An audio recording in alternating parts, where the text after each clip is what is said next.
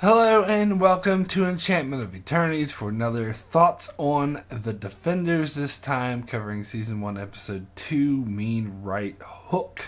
So these videos is for where I just spew thoughts off the top of my head after just watching the episode. So obviously spoiler warning for up to Episode 2. However, no spoilers for Beyond Episode 2 because I haven't seen Beyond Episode 2 yet. So yeah, there you go.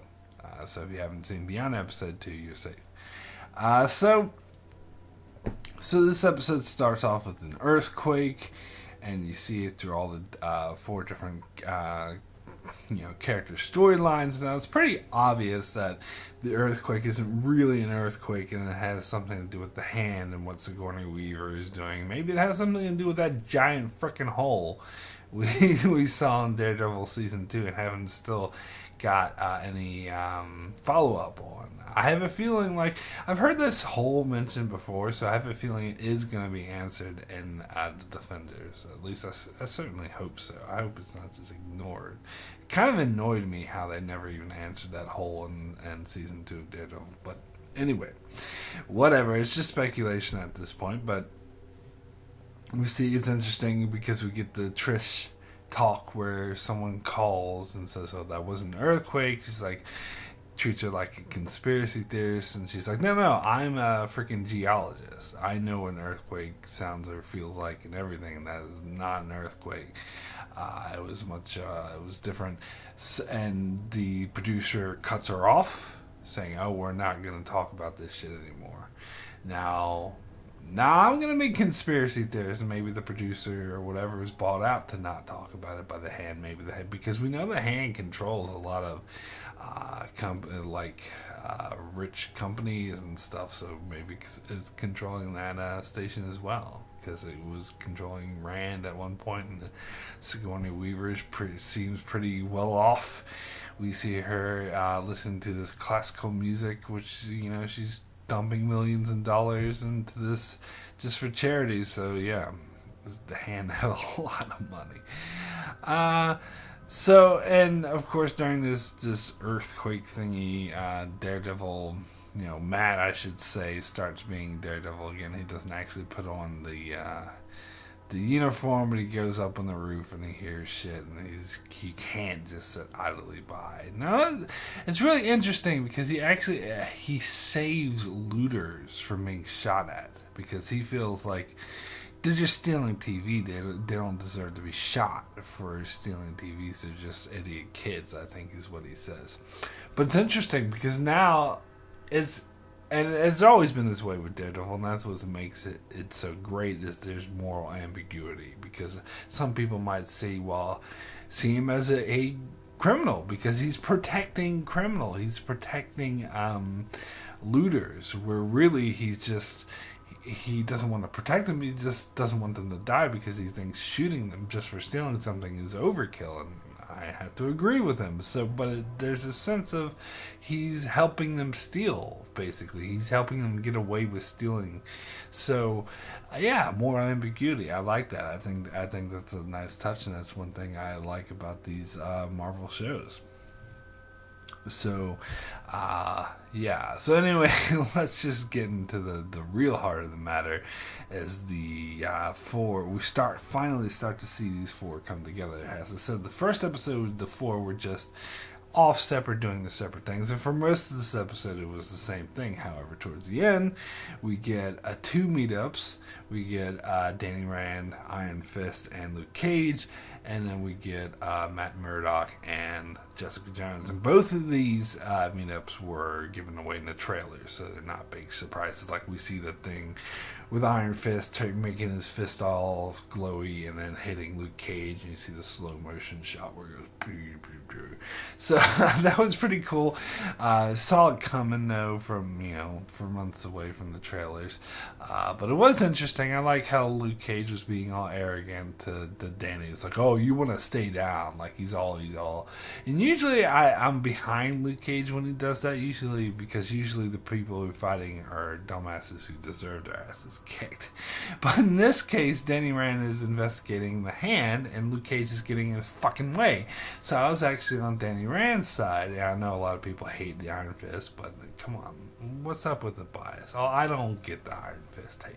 So I was totally on his side, so I thought it was awesome when, when Luke Cage was being all arrogant. I was like, screw you, Luke Cage. So I thought it was awesome when the Iron Fist actually hit him with the Iron Fist, and that wiped a smile right off his face. He's like, because he just took him as you're just some punk white kid who doesn't know what the fuck you're doing. Get out of here. But then his fist starts going, he fucking hits him, he flies across the room, and he's like, what the hell? So that was great. I liked that. It was a great introduction to them. And of course, earlier in the episode when Danny's talking to his little sidekick there, they're talking about, there's more people who are fighting against the hand. That's probably why that guy told us to come back to New York, because there's probably a team there. So it's setting up, obviously, for the team of the Defenders. He's actually looking for other people to join his team. And I read in some interviews and stuff that Danny Rand was the one member of the Defenders who most wanted to be a group. Like, the others are kind of like, they're often more independent and not that much of a team player. So Danny Rand is the one sort of trying to, hey, let's team up. So I can see that. So it was interesting to get the beginnings of that. And with Jessica Jones, she, of course, it's funny that when she gets this case, she doesn't want to investigate until somebody tells her not to. It almost seems like that was, I'm forgetting the term, but that someone was purposely saying, don't do this, because they knew that would make her do it. So I am curious if that is the case, but I don't know, like maybe it was Stick, one of his people, who called her and said, don't investigate this, knowing that would make her want to investigate it, but I don't know. It was cool. She, so the guy tracks her down and then threatens her friend, which is not cool. That guy gets threatened way too much. And then of course Elektra shows up, so that's another big crossover. Get Jessica Jones versus Elektra, but Elektra, leaves very quickly, so it's not really a versus. She manages to ditch her because she's super fast. And then of course we get the big thing from the trailer we've seen a billion times before, where Misty Knight is interrogating Jessica Jones, and Matt Murdock walks in and says, stop talking, Jessica Jones. And yeah, we've seen that. Apparently that's straight from the comic books as well, and so they put that in the trailer a billion times, and that's how the episode ends. So I just want to watch the next episode now. So yeah, great slow build.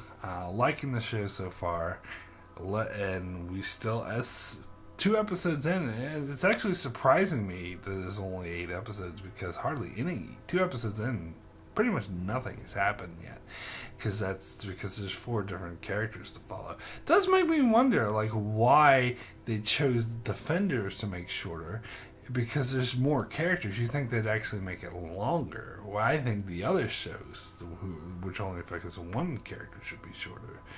And so we're 2 episodes in, and it seems like not much has happened. We're still setting shit up.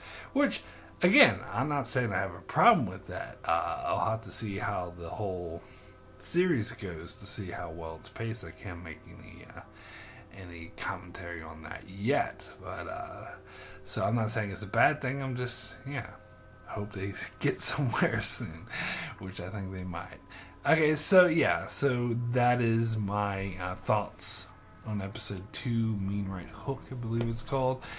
So be sure to join me back here for episode 3, which I'll put up whenever I watch that.